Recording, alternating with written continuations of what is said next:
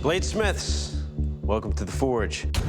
Gentlemen, here in the Forge, we sometimes like to pay homage to one of our judges. So today, in your first round of competition, in an homage to Doug Marcaida, you'll be making one of these. Actually, two of these karambits. Doug Marcaida is a specialist in Filipino martial arts, and the karambit is one of the tools of his trade. You will be forging your karambits at a 1095 steel. They must be a match set, have all integral construction, drifted finger holes, and the blades must be between 3.5 and 4 inches in length. You'll have 3 hours in which to complete your work. Good luck, Bladesmiths. Your 3 hour starts now. Here we go. See what we can do with this. It's two karambits, two blades I've never made before. My mind is running 1,000,000 miles an hour. The steel we are given for these knives is a massive block of 1095.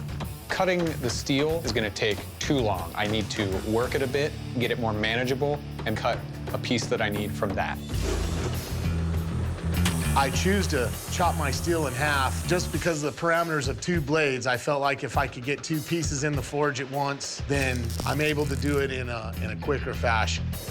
I'm the only one that cut my piece in half to have two pieces right off the bat. We'll see how it works out. I've got to think about the handle. It's integral, meaning that is way thicker than what I'm normally used to in a knife because I'm normally attaching two scales on the outside.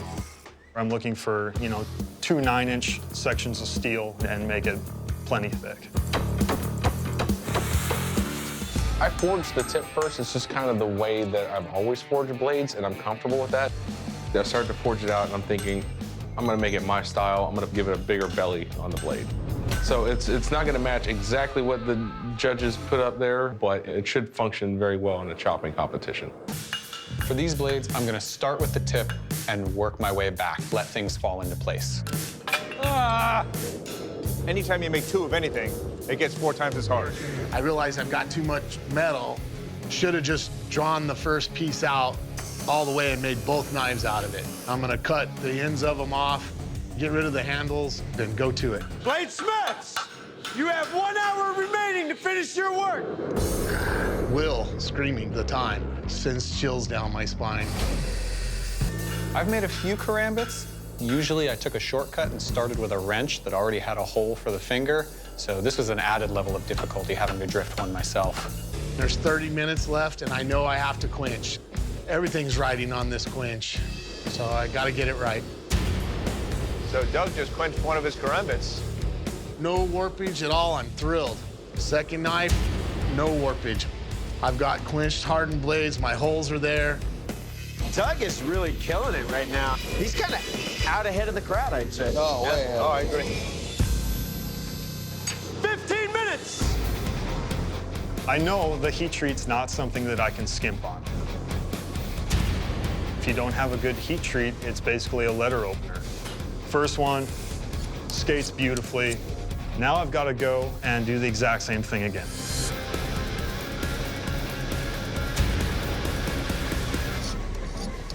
So I've got 2 hardened straight blades. I've got a few minutes to kill. I don't want to mess with the blade until it's been tempered. 5 minutes, Bladesmiths! At this point, both blades are hardened. They're on the anvil. It's not a typical karambit. It's kind of my take on a karambit, so it's a unique look to it. So I think they might like that. I go in for my quench. All's quiet. I'm not feeling any weird pops or tings in the steel. Set it down to cool, and I'm on to my next karambit. As soon as I've got my blades quenched and cooled down to handle, it's back to the grinder. I need to get it looking like a knife, not like an oily mess. 10 seconds! That one's good. This one I got like a little carried away with. 5, 4, 3, 2, 1. Bladesmiths, shut down your machines, drop your tools. This first round of karambit competition is over. That's a good one. Don't be whooping yet. My blades are done.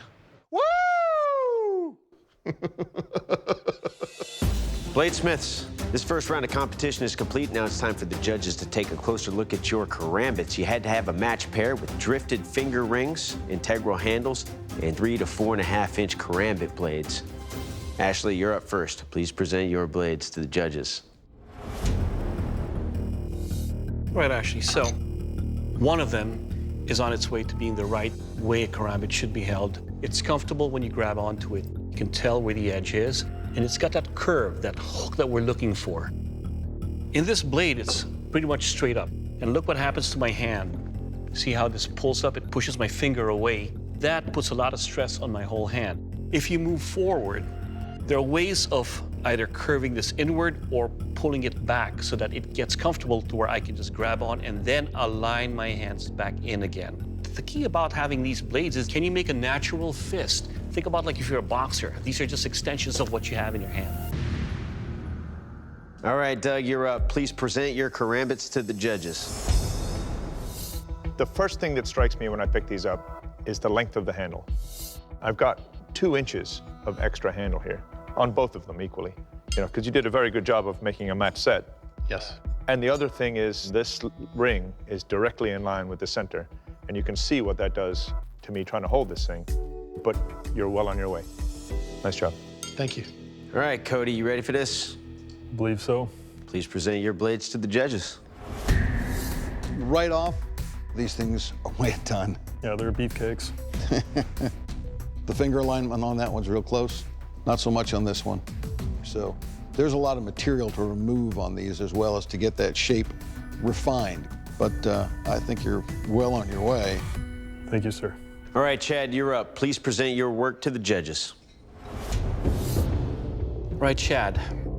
We're looking for the inward curve of the blade to signify and give that essence of a karambit to be something that's a claw that can hook into you, that can dig in when you're fighting with that.